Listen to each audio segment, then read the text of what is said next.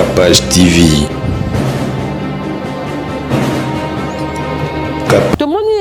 Papa Roger Baka, le baki na biso pour na bato ya poto bazonga episaki mwa polémique, bande comme soupe ya poto basalaki ba vidéo, faux prophète, nanani nanana, Roger Baka tika ba prophétie na yo ya manzanza tika, bato soupe ba bengi petit prophète, ay makambo ya prophétie et puis to moni lisu azotika te, to moni lisu aye na likambo yezali, likambo ya le 21 mars, qui bato bakokufa na monde entier, ainsi dit l'Éternel. Encore il y a la Bible monene azo confirmé okoloba nini pona mabotali kolanda na ba prophétie ya moto na Nzambe Roger Baka et puis avec vivacité azo confirmé to lukambo kao depuis kalaba de diango pa na Nzambe salamati. Alors cette fois-ci ba de diango ke pa na Nzambe donc ba occultiste ba ko sepela na président de la République à cause de ça yemoko pe président de la République et loko sala ki wana. Je profite directement ya ko rappeler bato ba yebité eza déjà ko kabambo ke pa na Nzambe soki bo baluki après gouvernement kako e kabambo ke pa Nzambe baluki après to mutu moko songolo atelemi ya baluki après bino en tout cas to liembo kana magie et si Nzamba ko beta. Parce que mboke komi sacré mutako ki ndekoliya ngona biloko lokola wana azate liwanyo so utaka na Nzambe te ouais liwanyo so utaka na Nzambe te liwanyo so peza la bandokité bato babomi ezana baliwa musu muta fongoli porte nitamboli na ye ezana baliwa musu sunde ko mona bis sala accident na nzela bis ko sala accident na nzela to camion sala accident na nzela 14 personnes bazali na kati les 14 bakufa les 14 nyonso wana bakufi peut-être liwa mutu moko tolingaki to sala rappel na bana na Nzambe nyonso pe na bandiko so bazolanda biso partout mboka ezalaki dédié pa na Nzambe. La président de la République a dédié Mboka ou pas Nzambe. Cela veut dire que Moutounio soit côté les marques de lié République démocratique du Congo na magie. To na kati ya loge, to na kati ya alliance moko ya molili eko baluke la yi. Donc Moutouana azala ministre, azala président de la République, azala donc nengembo keza dédié pa Nzambe. Oyo nyoso okeni na sima baluka. Eko baluke la yi. Lobake akota loge pour na ye bana na ye asala loko moko boyeza lié na vie ya famille na ye mais écoutez mboka engagement moko spirituel na monde à ténèbres pour na mboka mutu nyonso ko sala yango monika ande nazolo ba ma qualité de l'oracle mutu nyonso ko sala yango a otambola na mboko une semaine te bisayo que mama Cynthia soyi mutu soki mwana na Nzambe atelemi na prière te zana bitumba olonga te eza la maladie wana pandémie oyebi ke na kati ba maladie wana bande ko belé babiki yo na toyoka ba témoignage na ensemble bande ko belé boye to bondeli abiki to koti ba prière. Bonjour prophète, c'est Bobette. Je voulais juste remercier le Seigneur pour la guérison qu'il vient d'opérer dans mon corps, dans ma vie. Là, je viens juste de recevoir des résultats pour le problème de cortisol. Donc, je voulais vraiment d'abord vous dire merci. Merci à Dieu de m'avoir fait rencontrer le prophète Marcus Ephrata.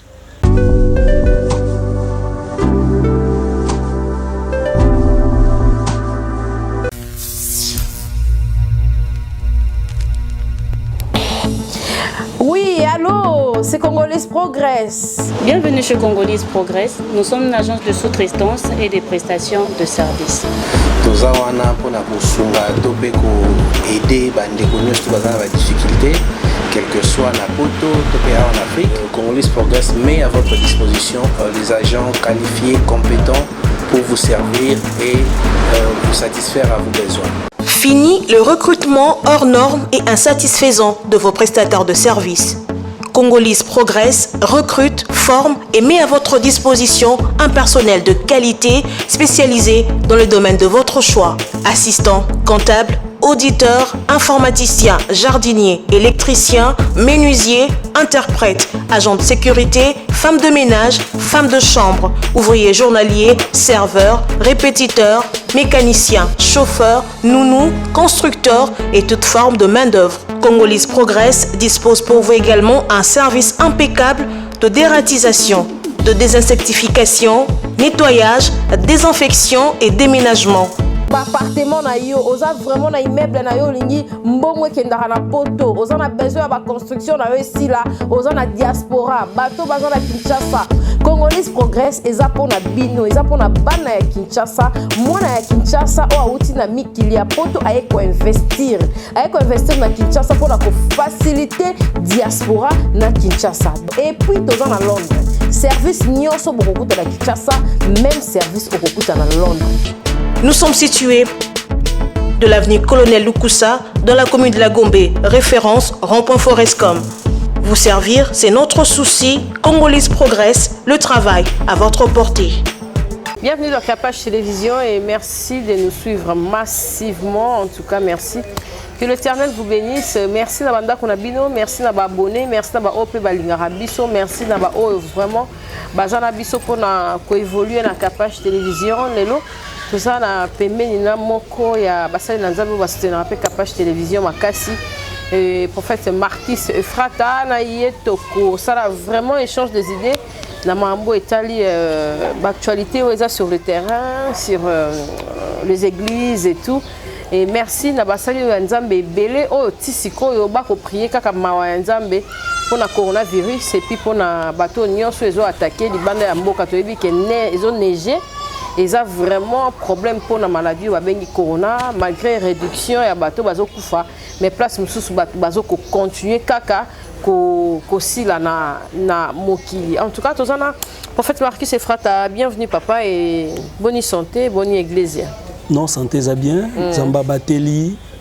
pe bandeko yo en ce moment ba fongoli ba télévision ba téléphone na bango. Ba remarquer présence na biso, c'est que baza compter parmi les vivants. Alors Nzamba zoloku mona yo muto za en vie pour na bola mona yo te, mais par la grâce du Seigneur Nzamba lola kumisa mabiso toza bien, église ezotambola bien, mboka ezotambola ndenge ezotambola na kati ya keba. Merci Nalobi pour la maladie coronavirus ndenge ezokende vraiment ko enchaîner batou parce que dans Londres et puis dans mboka mususu vraiment il y a des gens qui meurent du jour au lendemain. Est-ce que le sambo ezaka kanenge zalaki tangu vraiment bana ko exiger so ba cache neto batou bazaka na kati ya distraction? Bon, on a connu ici que tous ceux qui temps ya ko bonde la pe ko sala ba programme na batou nyoso peut-être aux alatin benga to sambela au monique to sala groupe intercession 18 ans bonde la pona batou batou bele ba biki ba mole boko na nzambe. Alors Nathan autokomi batebeli ba côté na moi distraction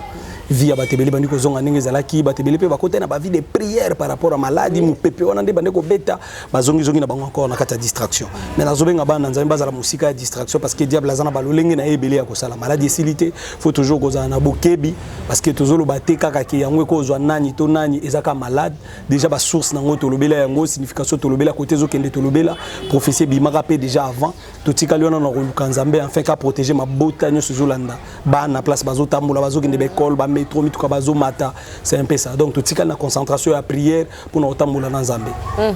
Merci moto na nzambe et monolithe ya bandal to seka to kolobela yango mais en tout cas et salamaki na ndenge moko ya bonzambe parce que Kinshasa to mona kaka lokola bat bazala vraiment embrayé mais to moni pena ke batu ba telemeli makambo etali science occulte na mboka o kolobani atake mosai na nzambe parce que to mona kipe et puis to yoka kipe quelques menaces ba sai na nzambe bazaki sur le terrain. Bon, Nzambe na lola bateli biso ba menace to zui isa ba menace moko ezo ba na mutuna makolo na ngote parce que biso to kende ko buka monolithe te. To yebi pe mutu acha ngote ti lelo. Mais biso to sala ki vidéo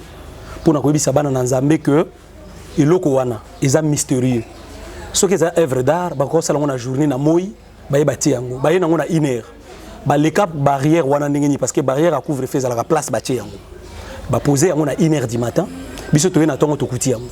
Mais na kanisi ke fallait qu'il interpeller batunya soka ba konzamboka te gouverneur a villa yaki na compte na ye na part na ye atali yango abino eza monolithe te ndenge to yoka ke monolithe botaka oyo ba poser yango poser akei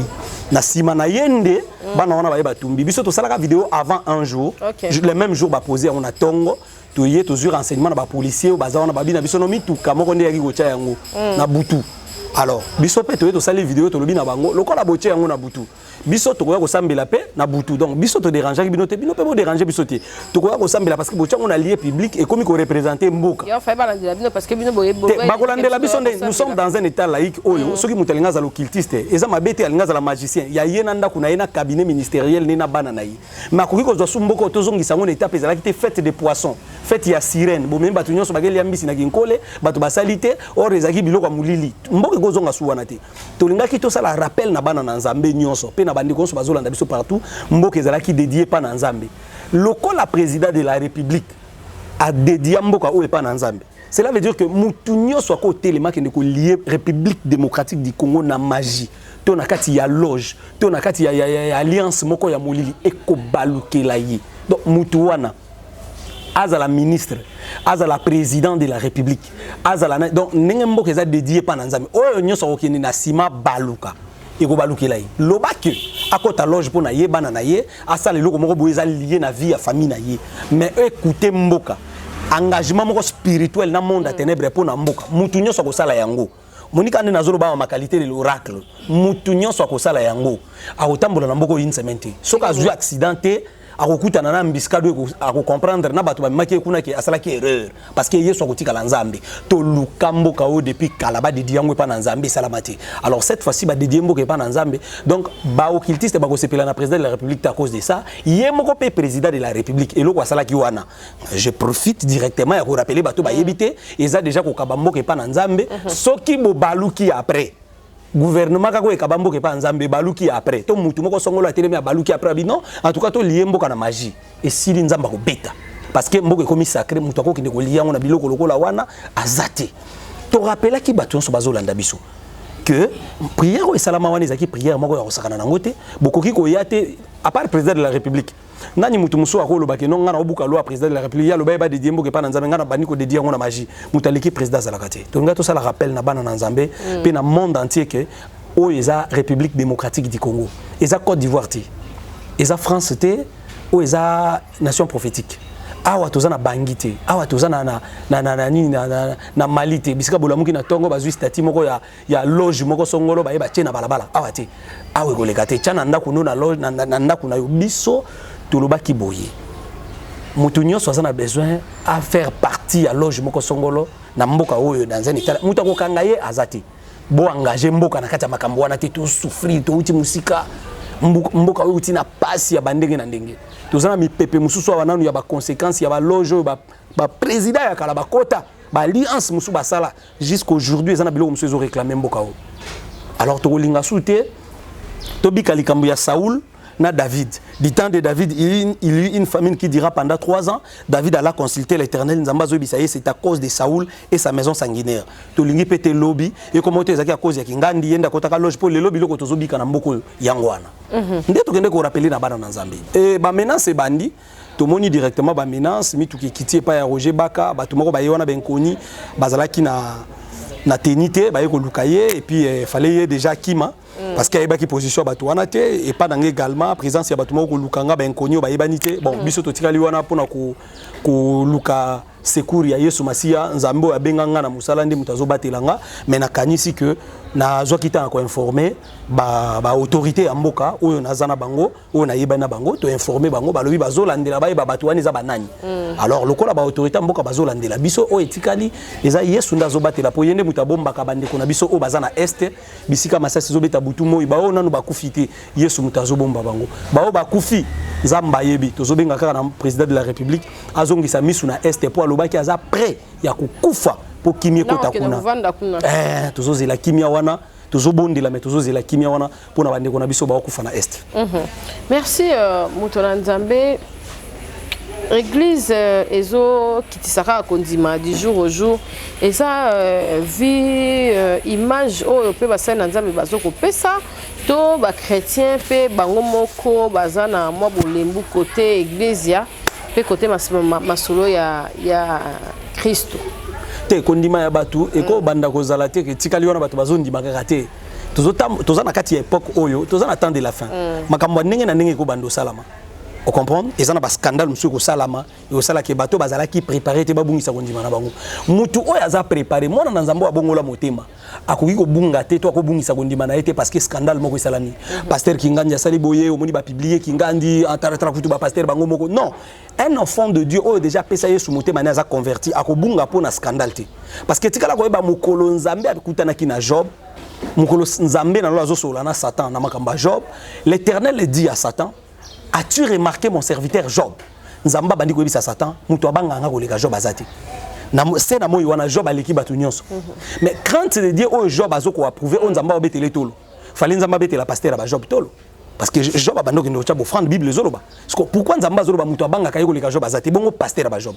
Et bongo ba prophète ba sakola pona Job. Bongo ba tous ba bondi la pona Job, Job ana mbongo photo bondi la pona ndé ba pasteur bazaka so ba muni muto na mbongo ba olanda la ndena sima ba ko sele ba prophétie lukuta pour ba bondi la pona bango. Parce que ba pasteur na ba prophète wana ya Job. Bazaki wapi. Mais Nzambe a approuvé quand même crainte de Dieu à Job qui est pasteur ya Job. Cela veut dire qu'un enfant de Dieu a ko bungi sa kondima na été, toi comme faible na prière, toi le banga ensemble la parce que les pasteurs font ça. Non, destiné na yo cause à la plus grande que ya pasteur. Destiné na yo cause à la destinée moko est important pour na mboka o mobimba. Même bala muso mi yebité et senga na yo ko na ba prière o luka vi na yo fungwama. Nzamba délivrer bon mo na yo peut-être outi na ba bitumba moko zo lekila yo. Okoza la appeler na makamba minene mais bitumba famille ezo benda yo. Okoza la appeler na destiné moko munene mais bitumba mukilo ezo benda yo parce que bitumba ya mutu na sena mo ezala ka famille te. Batalibanda bako bundisa yo. Mutu muso kutane na restaurant bobanda ki camarade ko combattre yo. Mutu muso kutana na métro ko menemi na yo. Bitumba zaka ya famille te. Mais na kata bitumba nyo so wana mutu foyer bako luka Nzambe pour que na kati ya foi ya crainte de Dieu vi na efunga. Amen. Merci en tout cas, mon frère Nzambe Motuna Nzambe, prophète Marquis Efrata, na sûr que Batubele, Bazolanda Biso, na Capage Télévision. Merci pour la disponibilité et puis confiance. Et puis, Kozwata na yo vraiment quoi accompagner Biso, le lot 80 000 abonnés. Grâce à Babino, vous pouvez s'appeler Capage Télévision Confiance. Et puis, vous bandana Biso, vous pouvez ça les sous confiance. Malgré chaîne Bakanga qui yango, mais vous pouvez ça confiance. Vous pouvez ça les sous nambon, on a que maman Capage. Téléma pour Nzambe a ebibi soto kendeka liboso et mon nous vivant merci mon Nzambe to qui est vraiment dans les bons. En tout cas, tout le monde papa Roger Baka le baki na biso pour na bato ya poto bazonga puis c'est moi polémique bande comme souper ya poto basala ki ba vidéo faux prophète nanani nanana Roger Baka tika ba prophétie na yo ya manzanza tika bato souper ba bengie petit prophète ay ma ya prophétie et puis tout le monde dit azotika tout le monde est aïe na likambu yezali likambu ya le 21 mars qui va kufa na monde entier ainsi dit l'Éternel encore ya luba ngona Bible munene azo confirmer okolo ba nini pona mabotali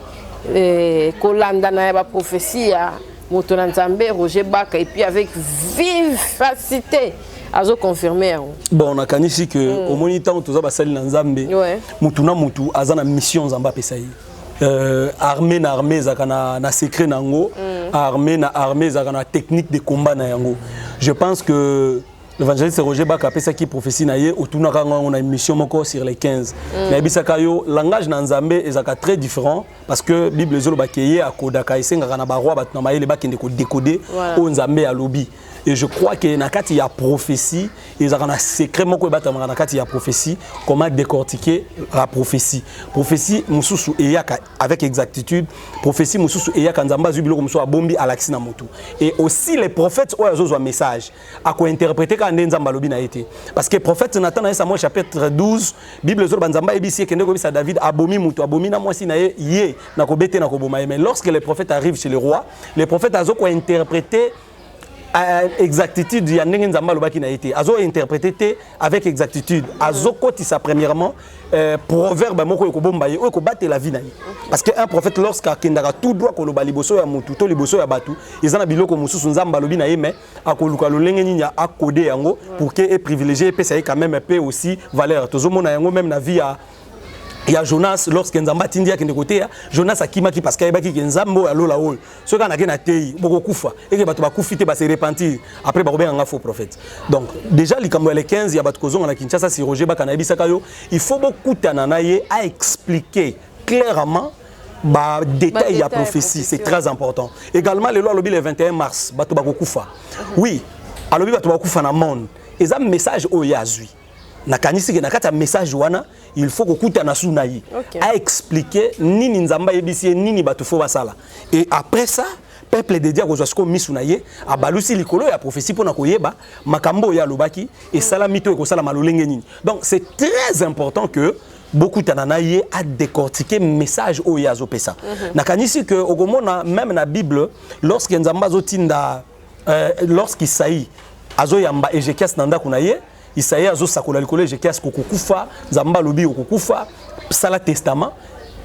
na sima ya kobima ya Isaïe Ezekiel satikala kobondela nzamba ebisa Isaïe zonga kende ko ebisa akufa te retour ya Isaïe ekope ko sala Ezekiel sa ebiso za faux prophète yo uti oloba na akufa ngana tikala sima na bondeli oyesu nzamba lobino su na akufa te aux faux prophètes yango moni Ezekiel sa ebisa ke Isaïe à quel signe reconnaîtrais-je que je guérirai la kisanga lembo moko ko permettre ngana ba na kobika parce que akoya ko mona ba prophétie on ngi se contredire nzamba lobaka ndenge wana oyebi ke awa na pesa yo lisisa ko liande ko moko oyebi totanga suko mbote pour na polémique na ebisa ka nzamba la kisinde ko wana kufi également ba prophète belé ba pesa prophétie ndeko wana kufi mais après un temps ndeko wana kufati tutalaka après un temps ndeko wana makamba banda osali beba bitumbe kota na église kota na ministère na ye lelo tolo baza parter également ndeko oyo mususu oyo aza kota na mabulu to pesa prophétie pona yenani comme on ya selemba ba kota na mabulu wana seda également tozaki na yo une émission tant nzamba zo benga ye na repentance ava kufa donc ezana bilo mususu faut kokuta na muto asakoli a décortiquer nini nzamba ebisaki exact peut-être oyo azolo bazana makamba zo bomba azo se réserver aotala peut-être bato bako se repentir nzamba sali ke bakufite après bato bakoloba na muto alukuta ozomona voilà yango moni il faut vraiment kokuta na Roger Baka a décortiquer fongola nini vraiment nzamba lingi ayebisa ye na kati na yango pe ba ndeko bazo ka prophétie bible zo ba examiner tant bozo ko examiner il faut beaucoup de sagesse un païen ne peut pas examiner la prophétie ouais un païen ne peut pas examiner la prophétie la personne qui peut examiner la prophétie c'est une personne qui a la connaissance de la parole parce que ozo yawana c'est l'ainsi dit l'Éternel et à travers la parole de Dieu il faut quelqu'un qui a la connaissance de la parole et le Saint-Esprit pour nous comprendre nini nzamba linga loba exactement na kati ya message vraiment merci motona nzambe tozo kenango vraiment bien ndeti na ya ba mort ndeti marambotali coronavirus ndeti obike bato bazobungisa pe kondima na bango moko yo to homme de Dieu elo nini oyo okomona eza pe ma nzambe nde sali ke stopper na bamboka mususu eza ma na nzambe nde ba remède mususu pe bimi to ba na nzambe fa telema na losambo elo ni okolo bantaki ya mutu nazo bisayo que mama Cynthia soyi mutu soki mwana na nzambe atelemi na prière te zana bitumba olonga te eza la maladie wana pandémie oyebike na kati ya maladie wana bande ko ebele babiki yo na toyoka ba témoignage na ensemble bande ko ebele boye to bondeli abiki to koti ba prière na temps oyo nyonso tozaki na pandémie oyebike la police ayo kanganga même 3 fois pourquoi parce que ba boya ki l'église sambela mais na tala ki na biso ki na zongi ba intercesseur ndako c'est ça et vous allez compliquer to senga ki quand même ba permettre ba intercesseur ba la moins de 10 nde ba senga ki ba bondela na kati église to yako zo permission na déjà ba interpeller biso to quand même permission intercession qui na prière moko makasi ya ba jeune et ça qui sauver quand même ba tebele bazaki na malade en même temps ba tum souper bazaki na ba problème mususu à part corona oui même jusqu'à aujourd'hui ba tu bazana ba problème mususu en dehors la pandémie mais le boko na nzambe ma na nzambe permettre que e bandi ko stopper mais maladie ezali faut continuer ko bondela ko luka nzambe nde mutabatela ye mutabomba parce que nde to sola awa ezana ba tu ba kufi na pandémie wana te ba kufi na ba maladie mususu mais batiki ba compte na banque na butu ya lelo voilà donc nzambe mutabatela tango le mambo nzambe mutabatela ka ezana ba tu supe batiki ba compte ba kufi na pandémie te liwanyo se uta kaka pa nzambe ne to loba te liwanyo so e uta ke pa na nzambe te lorsque ba ka ote ya ke non so nzamba alingaka te olinga okufa te liwanyo so uta na nzambe te liwanyo so uta na nzambe te okobanda d'abord liwa ya liboso ya mokili e uta na nzambe te liwa ya liboso ya mokili e uta na nzambe te liwa ya liboso ya mokili e uta na jalousie liwa ya liboso ya mokili e uta na diable première liwa ya liboso ya mokili ezala liwa ya mbeli donc liwanyo so utaka na nzambe te ezana bato nzamba ko tala ke muto fona longola ye po ko ya sute si atubeli akomi na niveau ya ke fona longola ye ezana bato mususu ngonga na ye kokaki ezana bato mususu atamboli mabe ezana bato mususu akendeki ba loge akoti ba biloko mulili à partir ya ba loge na ye ba contre komi na suka loge memie loge bomiye contrat na ye sili akufi uti na nzambe te ezape na bato muso azokufa simplement ayibi eloko mutu te azupe eloko mutu te akoti ndaka nganga te akufi po na manque ya vie de prière Jésus azalaki te na vie na ye kindoki donc mutu nyonso a vivre sans Jésus a vivre en insécurité donc moindre faut pas bakolia yo bakobundiso bakoboma yo ozomona parce que bato muso bayaka kobatama to bayaka kobombana azobombana mbala mususu na ba sacrifice to na ba prière to na ba alliance o libote sala sendo zabo yoko sala alliance lelo ubombi libota na yo ndenge moko muto akendaka no cultisme asala alliance a livrer bana na ye a livrer ba génération ko yana sima également zana bato muso azobata na alliance mama na bango sala na vie de prière papa na bango sala alliance moko na nzambe e bomba bana na ye mais bana peut-être ba yebi na nzambe te mais nzamba zo protéger bango mais kuta makana ba bitumba mususu ko kuti mutu na vie de prière te aki liwanyo so uta na nzambe te ouais liwanyo so uta na nzambe te liwanyo so peza la bandoki te bato babomi ezana ba liwa musu muta fongoli porte ni tamboli na ye ezana ba liwa musu ndenge mona ka bis sala accident na nzela bis ko sala accident na nzela to camion sala accident na nzela 14 personnes bazali na kati les 14 bakufa les 14 nyonso wana bakufi peut-être liwa mutu moko et cause la mutu moko nde bazali ko luka parce que écoutani que mutu wana zana kata 13 personnes basambela kati écoutez na kata 13 personnes bazaki na crainte de diété ba livrer bango nyoso pou bakei crash tango sala maka oui to kolo bakei crash wana eza panne moko zaki na kati avion eza panne moko bakina ko luka toujours ba yeba crash sala même pour mais ce que zaki sacrifice ya monde kilt batu nyoso bakuta mi wana bazana crainte de diété bakei yango mona ba crash musu peza na batu babika ba rescapé bazalaka to ba témoignage batu babika na ba crash c'est tali crash bien c'est impossible mutu babika mais ça na batu nzamba babika na ba crash cela veut dire que tant on tambola na sena moyi awa mutu nyoso azotambola sans Jésus na sincérité pe intégrité aza exposé aza mutu aza na sécurité mon côté donc so ba lukier na butu ba rozwaye également ko fouter la place mususu ba léo mwana vie de prière ezati ko ta lupango mususu musale baby vie de prière ezati ko ko fouter la na appartement mususu ba combattre libala no ba panza vie de prière ezati donc bitumbo to zwa na liwa na bitumba na sena moyi et dépendant kaka te na ndenge mutu azotambola ça dépend aussi na intimité pe relation mutu na Nzambe. OK, amen mutu na Nzambe. To quand est-ce qu'on a vu si jeune abiso ezali plainte contre l'inconnu et comme nini et puis ba détails ezali plainte contre l'inconnu ezali service moko makasi je crois que bandeko so bazolanda biso faut pas profiter ba porter plainte eza blague te eza mo pepe moko nzamba tinde eza thème moko o permettre batebele babika déjà to kolanda penza nini nzamba zo sala to za la première semaine kaka ya pamba to bandaki déjà première semaine to clôturer première semaine to kota deuxième semaine pour to ki na troisième semaine na kati ya service o ya plainte contre l'inconnu eza thème moko o nzamba révéler ki biso ezali thème moko o ebombi makambo ebele muto aportaka plainte soka comprendre que muto aza face na ngana problème aza plus forte que ngai muto aportaka plainte soka sentir que naza libanda ba droit na ngai or Satan aza plus fort que biso tuzolonga Satan par le nom de Jésus-Christ de Nazareth. Alors mutu nous sortez les mains porter plainte na kati service ou par rapport à bitumbo abundi na makasi da esilité oui mais le loso muto amoni que non depuis que na sisi betide na ngaba diplôme na ngezo tula jezo pusana lobi ba ya ko sala ngo biographie déjà na cercueil faut na porter plainte na yeba pourquoi bana nyoso na boti ba osunga ngati maman moko fa porter plainte yeba pourquoi est-ce que depuis na koti libalo vi na nge baby nazala célibataire mbali nga zena mbongo nga zena mbongo to balani blocage koti faut ko porter plainte ko yeba parce que bible apporte pour la zoloba okobanda ko beta te loko ozomona te bitumba zo muta bundaka fo bunda yeba nazo attaquer nani nazo bundisa nani parce que pourquoi est-ce que tu as porté plainte tu as porté plainte pour to yebike na plainte ya mokili lorsque brigade criminelle yaka ko lukabato babomi mutu peut-être bakangi pe bango ba condamner bango ba 20 ans de prison mais bakozongi sa moto ba assassiné mais na brigade criminelle ya lola tango yeso zo na tomba Lazare non seulement azomona kezaki maladie mais azo se que s'appelle Lazare azozongi na famille na ye parce que année o année ya lumière to ba ke année o to dédié kango comme année ya lumière ko lansama o nzamba révéler ki biso mutu yeso a porter plainte na malade o comprendre kate uta wapi et ça peine batu musu ba ko porter plainte tout en étant ayebi déjà conscient que ndé nazaboye naza na raison te mais na porter plainte pour nzamba bundelanga parce que muyibi ya la croix a porter ki plainte aza na raison te ayebi que je suis un voleur yango monya bisi muninga na été toi biso ndé to ko kufa ya za innocent mais a porter ki plainte pour yebi sa yesu tango ko mana epa ya tata effectivement yesu a sauvé molimo na ye parce qu'a porter ki plainte mazala ki na sena moyi condamné et ça na batu musu ba ko porter plainte na service oyo ayebi que na obota te na longo na bazebi oui peut-être nzamba ko za la frappenga mais na porter plainte pour nzamba okilanga mawa et ça na batu musu ba ko porter plainte azana ba blocage moko si la kate vie comment compliqué mais azoye ba ndinga zolandanga ka kota quand même banda ko nganga asimba quand même kisi asimbela mobile na ye kisi lelo blocage kota na ndako yenda kenda ko simba kisi po mobile ko mazoba tela mobile biloko mo mobile alia mobile ko mazoba or akangisa ka mobile ta kangisa misala mobile akangisa via bana ko bota ayebite peut-être mais à sentir que lelo vie est bloqué banda ko tili bala wane sengwezati il faut apporter plainte nzamba yo kila yema wa enquête na nzambe salama tango prière ki salama il y a repentance il y a réparation il y a délivrance c'est alors que moni ba témoignage bandi ba to comme ko mona loboko na nzambe alors mutuna mutunde fata la likambu na ye non porter plainte na prière ndenge nini comment est-ce que je peux porter plainte par rapport il y a malade ou les incurables bitumba musala nanga oyo instabilité ezolanda ngai blocage ekangi famille nanga parce que ezana batu mususu yete muto porter plainte il faut vraiment la sa famille na ye boya to porter plainte comment est-ce que famille mobimba bana basi nyoso mutabalité comment est-ce que famille mobimba bana mibali nyoso batangi muto ressurté ba kepoto ba olela ba na Afrique bazolela et comme akapé na ba famille o batekama déjà ozo senga que famille mobimbe sangani ba porter plainte contre l'inconnu pourquoi to lobi contre l'inconnu c'est parce que ezana mutu musu yoko za lozo ciblé ke muta loka yo mbamsu eza yite po ana pe akoka kanza kiza peni na ndazo lokai yango moni na kata service oyo bandiko so ba olanda biso partout ba requête na bango zo kinemba mon intercession une fois que zo tindela biso requête na WhatsApp intercession zo bondi la bazo zong selo directement prophétie makamza mbalobi pe ba orientation ya komo ko gérer na biso ensemble yango na zo benga bandiko nyoso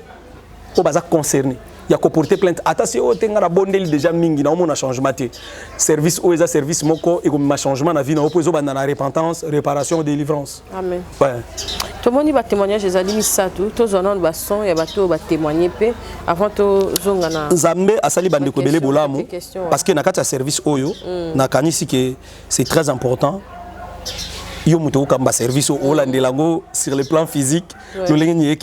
c'est très important au quitter sa caméra le plus vite que possible en église par rapport à Moussala Nzambazo Sala. Nakanisi que l'Éternel Yahweh Nzambe na lola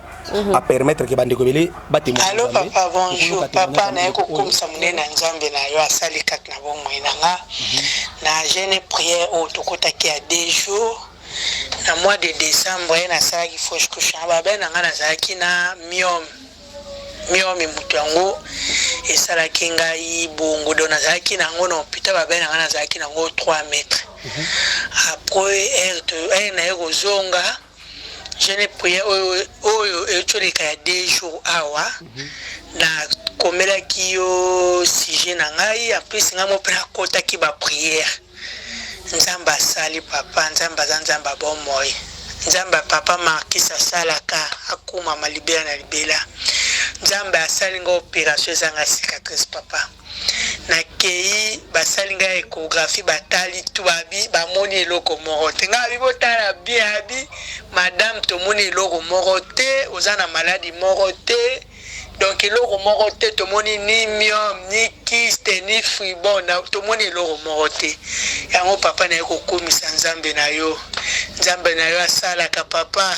nazokroire na nzambe wana lisusu akosala bandoto ya ezalaki témoignage moko lié na bitumba ya maladie oyo bandeko baolanda kazaki na myome ya 3 cm oyo disparaître après gêne de prière il y a 2 jours entre temps ezalaki déjà kobondela. Oui bonjour prophète Nanga so na lobi bon parce que za na papa moko batindela nga photo ne tolanda nano mosusu oyo. Bonjour prophète, c'est Bobette. Je voulais juste remercier le Seigneur pour la guérison qu'il vient d'opérer dans mon corps, dans ma vie. Là, je viens juste de recevoir des résultats pour le problème de cortisol. Donc, je voulais vraiment d'abord vous dire merci. Merci à Dieu de m'avoir fait rencontrer le prophète Marcus Ephrata, le prophète que j'aime beaucoup parce que à travers le prière que vous avez fait pour moi, à travers le soutien que vous m'avez apporté, je vais vous dire merci. Parce que à travers la foi qui est en vous et à travers la foi que Dieu a mis en moi, à travers les prières que nous avions faites ensemble,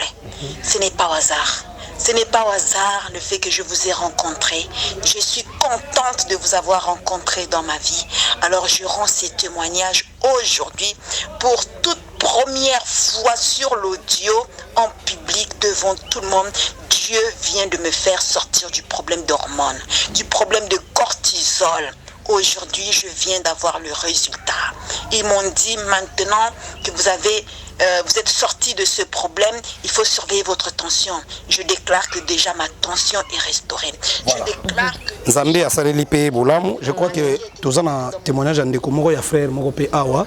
Nzamba asaleli bolamu na plainte contre l'inconnu. Azala ki pe aumeli pe na kati maladie ya sida. Nzamba délivré to Alexango parce que asenga ki premièrement atine de la biso vidéo mais to bombe longinaye pour témoigner pe na Nzambe. Asenga ki bo montango bo bombi elonginaye pour na ko ba mabota ebele porter plainte. Ma famille ebele ba porter plainte, batini ba requête. Nzambe na lo bandi ko visiter bato ko visiter. Bande ko mususu bazana ba problème lié na ba bebisa mwana. Ba pesa mwana sorcellerie, ba loka via mwana, ba bebisa mwana lobakate, ba komisa mwana kizengi. Na bakawana pe tokuta nango ebele na kati ya plainte contre l'inconnu. Nzamba zo révéler biso ndenge nyebeba tozana ndeko moko a zappé moko bandeko basala kana présidence mwana kola ki déjà comme na ba 8 ans mwana kinda classe azonga lobakate mwana kinda classe akomakate mwana mayeli zati mais na kati ya prière auto porter plainte contre l'inconnu l'Éternel et Dieu a révélé une chose ou peut-être yé moko pa bandeko yebati na kati ya prophétie nzamba zo talisa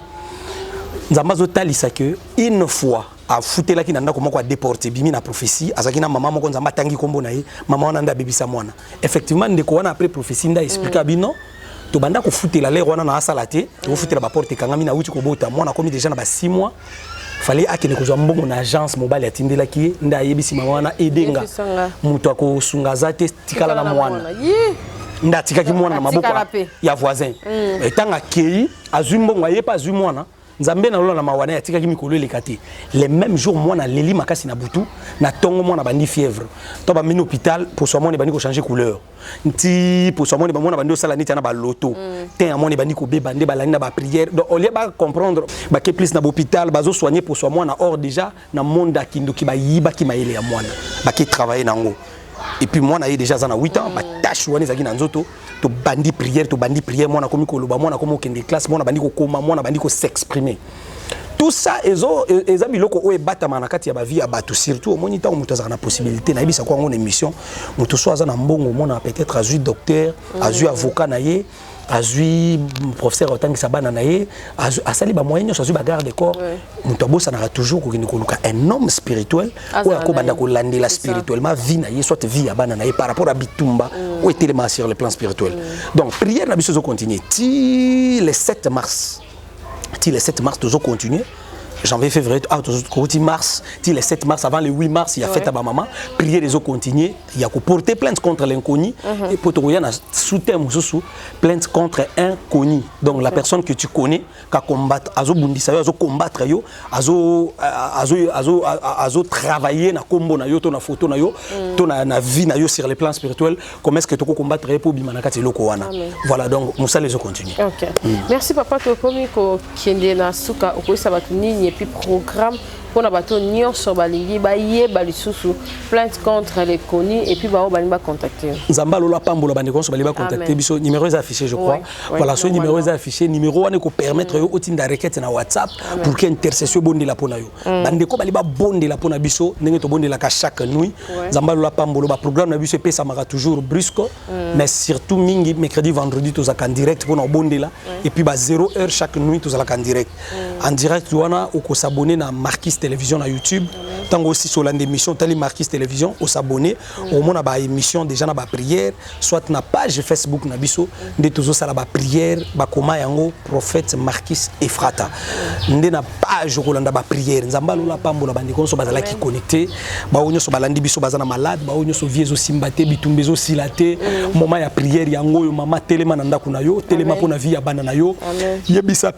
Penzambe papa na porter plainte ça fait 8 ans na zobotate ça fait 7 ans au couple na ngai bitumba na bitumba via bana na ngezo simbate 14 ans ya ba prière ya ba sacrifice na zomona changement te na ko porter plainte contre l'inconnu et que ce que ça na mutu moko telema na mulili yende mutavandeli vinanga to zo combattre ngana mona bola muté jugement na nzambe zo salama déjà jugement na nzambe salama to landa ba témoignage faut kitana caméra sur place l'église pour na komona musala nzamba zo sala merci moto nzambe to clôturer la prière. Seigneur éternel, le Dieu de ma vocation, le Dieu de mes alliances, na bonde likolo papa maman ni sois connecté, na bonde likolo musala o pe chaîne o ezo ya mbangai, éternel ya wenzambe loboko no fongola ba porte longola mulili ya ba bazale ko bela ba onyo so balandinga na ba douleur na nzoto pandake na zolo ba en hôpital, ozolandanga na maladie moko umeli na kati ya blocage, na kati ya humiliation, la main puissante de l'Éternel mon Dieu est délivré yo au nom puissant de Jésus-Christ de Nazareth. Amen. Amen. Merci Motola Nzambe Efrata Marcus. Merci na ba onyo so balandi biso na Capage Télévision. Mosa Nzambe apesi ba programme na ye, page na ye, chaîne na ye. Ba tunyo so balingi ko contacter ye numéro tozo tchawana. Nzambe apambola bino pe mabota na bino to ko se retrouver prochainement. Quel César api papa adresse Nzambe lola pambola bandiko so bazolanda biso o bazana Kinshasa baliba kita directement l'église so na victoire aux qui tambo cimetière ba kitisi na station essence ya cimetière so zape na monga fula oye magasin aux qui tambo cimetière na station cimetière wana avenue Air Congo numéro 68 même ba policier ya station bazola so église à prophète Marquis Efrata yango na Nzamba lola pambola biso na yamba ka mercredi na vendredi à partir ya 16h na yamba ka sa condition jeton resombe bezate il y a bureau ko fongwama tes conditions exactes portes ouvertes soko ye nazo kutana pasteur intercession déjà bakoyamba yo et puis okobondela na bango ensemble avant na yamba yo. Merci Motola Nzambe, merci Arsène Maëla, merci la grâce Matelo, merci la baonyo so balandi biso, bye, à la prochaine.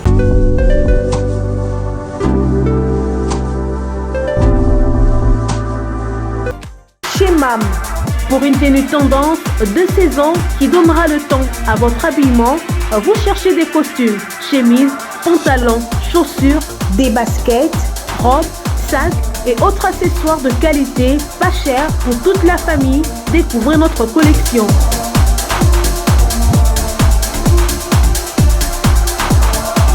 Prenez des couleurs chez MAM et redonnez un coup de fraîcheur à votre dressing.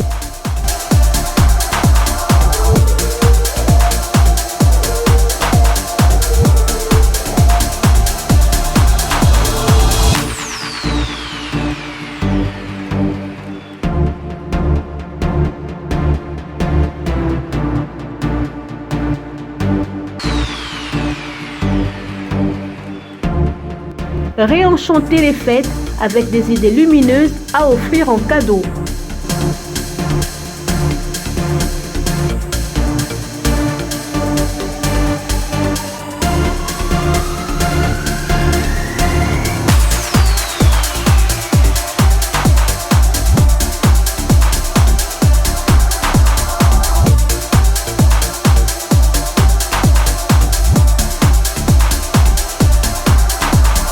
Notre adresse,